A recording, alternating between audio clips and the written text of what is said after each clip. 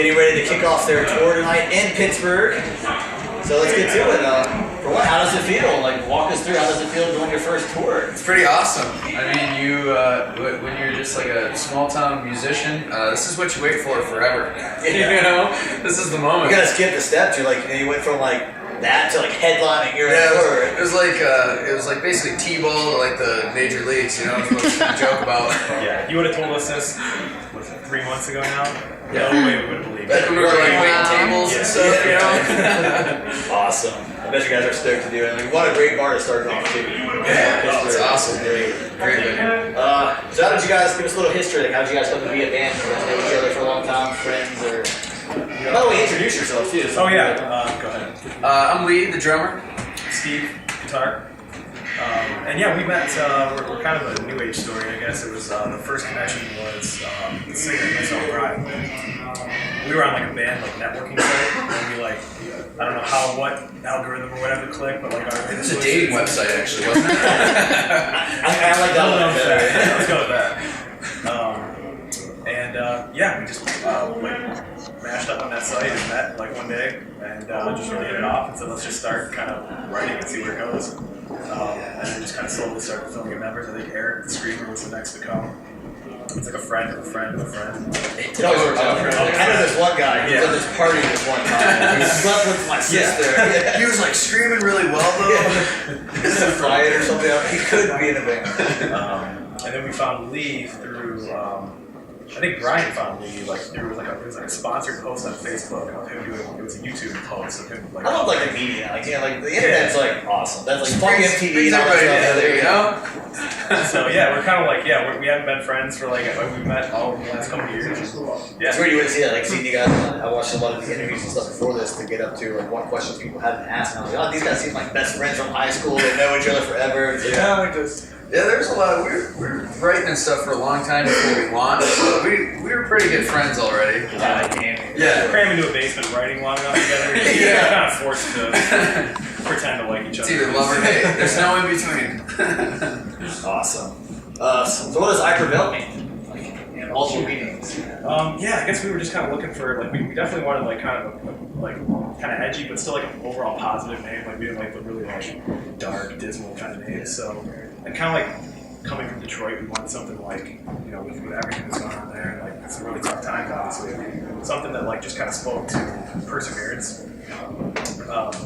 So yeah, we were just looking through different words and what kind of words were hitting us the right way, and really trying to encompass what we wanted to say. And like as soon as I said Prevail, I don't know if it was me or somebody else, we were just looking through words, As soon as we heard Prevail, just like it clicked with everybody. Like, how can we kind of stylize this and make it like personal? Walk with this. Right. Awesome. And then we came up with the Prevail, and just kind of stuck, and everybody right away. I couldn't believe when I first heard it. No one has a band called Prevail. That's such a fucking that's vague. If you're in a rock band, you want to see Prevail. As soon as they came over, the first there's like the mad dash to check and see. Does somebody have this? Facebook, YouTube. Awesome. So yeah. What was it like? We kind of talked about this before, like without the camera. But what was it like to be like just like an unknown band and then like YouTube stars like just so fucking fast? Like I remember when I first seen it, it was like 1 million views, and the next day it was like 2 million views, and then like now it's like almost 8 million views, like the cover of Blank Space. Yeah, it was crazy. I mean, I remember like just waiting tables and like coming into work and like all the people I work with just like high-fiving me till my hand was raw. Like I mean, that's what it was basically like for me. I don't know. I mean, yeah, I remember it was like probably a couple weeks after we started getting a lot of buzz, and we're like all of us were in Brian's apartment on our computers at one time, like just trying to man all the social media stations. I'm just like, so this is what being in a band means in 2014. You got play. I remember I first heard you guys. It was like a friend shared it, like a band back in West Virginia. It was like Worst Kept Secret. They do a lot of like shows around. Someone shared it. And I was like, God, you should do a cover like this. Like this is the best cover ever. And I heard it. And I was like, man, this is really good. And then it was like, then you were on like Pandora. Then you're on like Sirius. And then like you're like the number. What were you on like iTunes? You were like, you were on the chart like of the best like rock band downloading. Like you were like in the top 10. Yeah, we hit the number 1 rock song for a while. I don't know what we got to overall. I think it was 16 or something. Yeah, we had the. And for rolling that without a major record, and that's like you can like 10 years now if you don't do anything else, you're like, man, fuck you, we are number 10. Yeah, no help. We were looking at it like, man, like it was one day where it was like one of the first week in January. we're just watching it climb, and eventually it got to like the #1 album, #1 song. We're like, man, if it could just stay there for like a day. Just like 24 hours, just please. And then like 3 weeks later, we're like, holy shit, why is it still there? like when people I first heard the song, I was like, oh, what else do they have? And I love your inner loop of links that keep going back to your other videos. And I was like, Love Lost and Lies, and I was like the enemy, and I was like, okay, I gotta get their CD. Like this stuff's good. I got their CD, and I'm like, you take my money, I give you more music. It's awesome. It's all methodical evil plot. It Got your money. It works good. If you guys could do a show with any band, like if you could open or just do a tour with, who would it be? Well, kind of the band's kind of divided. I think Eric and Brian really love A Day to Remember. You know, I mean, we do too. Yeah, we all like love A Day to Remember. But Bring me the horizon. Yeah, Lee and I have a secret guilty man crush on Ollie and Bring Me the Horizon. So, it's not gay or anything. Yeah, but, it's a little bit. I would feel this is not gay, but they're kind of off. Yeah. So it's the straightest man crush you can have. I promise. If they play Wembley again, just we're more than willing. They're looking for openers. Yeah. Prevail.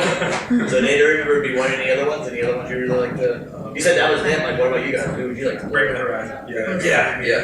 Just want to have Vikar, obviously being from the Detroit area too. Came from. Yeah, definitely. Who else? Chiodos is sweet. Chiodos, yeah. Just kind of the heavy hitters from the genre. Nice. Yeah. Like anyone as long as he knows good. Okay. So Yeah.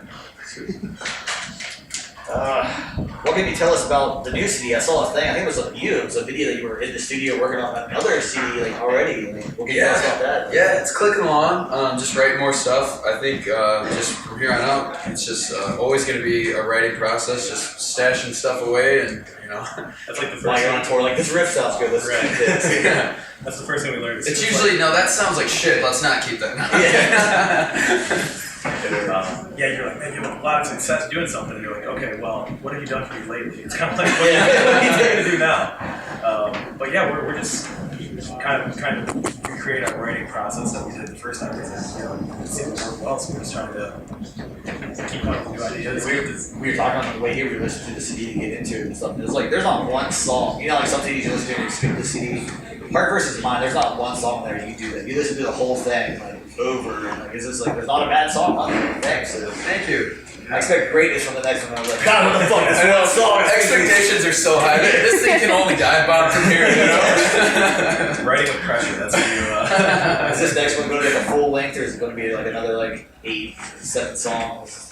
Like right now, who knows? Yeah, we're just right. Yeah, I think we're shooting for a full length. I think we'd like to say that. Yeah, depending, we have no idea what our summer's going to look like and what kind of time. Yeah, we have 2 tours worth of. I think like do you have a break in between the tours? Like 10 days, I think. You like a week. Like, okay, guys, good tour. Now you're doing your second tour. We just got to crank like 7 or 8 songs out in those 10 days. Right. New album in 10 days. That's badass.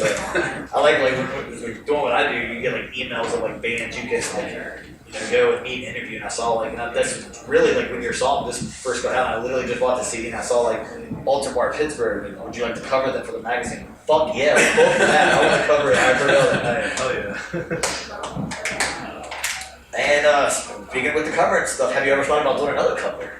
Since that got so popular, and what kind of what would you cover? What song would you cover? I don't know. Yeah, I think we think the Pop Goes Punk series and everything is really cool. It does, yeah, I love that. It's awesome. We just, I think we kind of want to make sure that we know we're an original band. Yeah, you don't want to be a cover band. Yeah, exactly.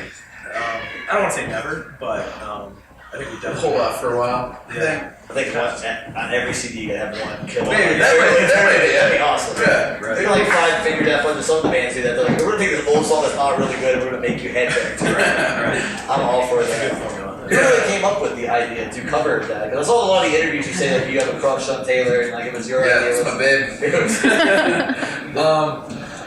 Yeah, I guess we always knew that we wanted to do the cover idea. We didn't know what song it was going to be. You picked the best song, I think, to do because that works so good with that genre. Like, it came together so good. Like, dark, I can't see like Trouble or any of her other like big songs going, but that song, you're like, yeah, like, why? This is the way this song should have been. Sorry, Taylor. But should we tell them the song that you wanted to cover before? Let's just lay off that. You know what? don't think it's Oh, time to you can't stab do your that. buddy in the back on camera here. Off the you know? camera, we're totally talking about this. Yeah. Was it Enrique Iglesias or J-Lo or? It was what's the 90s La Vida Loca? Yeah, Ricky Martin. I still don't see why we couldn't cover that, man. Next album, La Vida Locas, that's for covering. You heard it here first. And speaking of that too, with Taylor Fan, I know she always like I'm a big fan of Walk Off the Earth. They're kind of like the Canadian hippie band, but they covered Trouble, and she still plays it at her show, and she congratulated them. But I don't think even that video is at like almost 8 million. Did you get any response at all? Like, Soft spot. Too close to home. that's bullshit. Yeah, no worries. This is bullshit. Well deserved. This was like the biggest Taylor Swift cover out there. Dude, she's gonna play this shit next show she does. Like, when they're waiting in line, they play this song. Right. Yeah. Taylor's actually coming to the Palace in Detroit in May. Yeah, we're gonna go stalk her. Yeah. Play our song with big signs. The 80s style just playing on a jukebox. She's like, what is that? That's still crazy. I figured she'd release God too. Future plans. Do you plan on maybe signing with a major record label? Because you guys are flying up. I know there's got to be like phone calls coming, or you just want to kind of wing it and do it yourself. Obviously, you're doing a great fucking job just doing it yourself. Yeah, I think we definitely talked to some different companies. Nothing we can really announce at this point. Yeah. But, we've definitely talked to a lot of different labels, and we don't know yet. We're still kind of figuring it out. Yeah. So options, when you're lucky enough to have them, Yeah. Even if you don't, I think you guys you could probably wing it because we don't need you, or you like started from the bottom, now we're here. What's your favorite song off the album? So each one has probably a different one, maybe. Actually, we're finding that we all actually, I think we like the intro, the title track, Heart vs. Mind. Really? Actually, Yeah, I like that one. That's probably my favorite. It's a last song play. we wrote too. I wouldn't have thought that was. I think the acoustics on it. It was one of the later ones. Like our songwriting was still developing throughout the whole. Probably we were so new. We had no normalcy or like groove or anything. So we really started to get to know each other later in the process, and that one just really, I don't know, especially lyrically, I think spoke about the most. That was really like the battle that we were all feeling, like wanting to chase our dreams and still like, holding on to like, people call it or whatever, to the safe route. So that's me at least. Yeah, actually, I completely agree. That's probably. I mean, I like the lyrics and everything too, but it's just fun to play. So you're like, when we do the show tonight, I really just want to play this song. Nice. Here's the thing, like we were talking about on the way up here, on Love, Lust, and Liars, the girl laughing. Was that like literally someone like went through a bad breakup and had that recorded, or did you just have a girl like do that for you? That was well, I guess it's based off of real life situation, but there really was okay. Eric called some girl in California who's like just a close friend of his or an ex or something. I don't really know. I just remember sitting in the studio and he's like, "Yeah, hey, call me back and cry on the voicemail." Literally, that's how it went. I'm not even kidding. So she calls back and she's like, "Yeah, cool, all right." She calls back and we listened to the voicemail. This is perfect. So we just held it up to a microphone and it went on the song. And it's perfect. I love that breakdown and come back. And we were talking about the way up here. I'm like, I wonder if like that was like what if they got cheated on and the girl cried and you know what, bitch, we're using this. It was inspired by somewhat of a real voicemail, but that's awesome. We couldn't quite cut it up the right way. I don't want to get sued down the line because CD blows up. With your CD, Heart vs. Mind, which I think it's a great concept, the art's great, like it's this all-around great CD. Like, how do you guys come up with the concept like Heart vs. Mind? That was kind of what you were feeling at the time, or like? Yeah, that's the whole. I mean, the album based off the title track. It's just about us. At the time, we're really unsure of following music, or even just I'm 25, you're 27, so we're already like usually people are kind of like really making waves. 18, 19, 20. They're like, yeah, no, this is dead set. 15, like it's the Black Tide band. You're like 15 years old. You're like, how the fuck did that happen? Right. We're just kind of like, I don't know. We're definitely second guessing. Even it's just a tough shot going into music, and that's kind of what the whole thing is about. It's just battling like what your heart's telling your mind. Your mind's like, hey, this is stupid. Stick to your 9 to 5. You can't make it in music, and then your heart's just telling you you gotta listen to that fucker. Go on, do all your dream. Yeah. Right. And really, the message is like that battle's always gonna be there. It's not gonna go away, but make the right decision. You can overcome the struggles. Second guess yourself all the time. Yeah. That's like, I like it is kind of like a follow your dreams thing. And even that, like, leads you with new CD. Like, shit, we got to think of a cool theme now. You guys really fucked yourself. I know, right? Way too high of expectations. So, parting words, anything else? You guys have anything else you want to express or let people know? Yeah, thanks for coming out and talking to us. Also, thank you to the entire audience and the community who's been behind us this whole time, because none of this could have been done without you.